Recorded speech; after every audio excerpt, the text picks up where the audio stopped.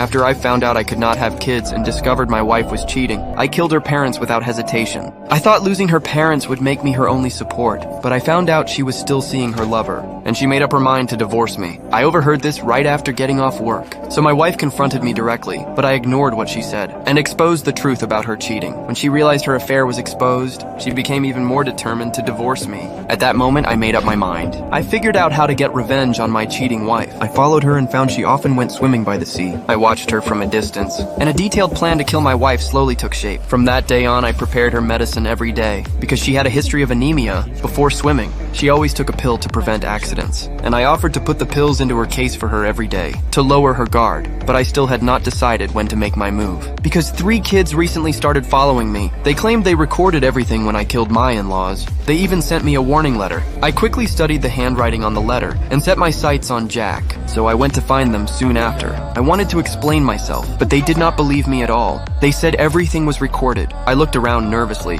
trying to find a private place to talk. But the 3 kids were smart and refused, seeing how firm they were. I forced myself to stay calm and kept talking. When I learned that only they knew about it, I finally felt relieved, but I did not know what they really wanted. So I tried to buy them off with money. I thought 10,000 would be enough to shut them up, but I underestimated the situation. They demanded 300,000. In this small town, that money could buy a 100 square meter apartment. I refused their huge blackmail demand, but to keep them from going to the police, I left my phone number and told them to think it over before leaving. I hinted that if they refused to compromise, I had many ways to deal with it, but clearly they did not get the message. After returning home, I stared at our wedding photo, lost in thought. I once gave up my future for my love for my wife. I married into her family. I came from the countryside with no skills and no career. After marriage, an accident left me unable to have children. From then on, my in-laws mocked and looked down on me, but I endured it for my wife, and now I discovered her betrayal and lies. Even though I warned her many times indirectly, she ignored me and became even more reckless. Love slowly turned into hatred. My desire to possess her became twisted. I still had not made a move against my wife, because I wanted to give her one last chance. Just then, I got a phone call. Jack and the others insisted on 300,000.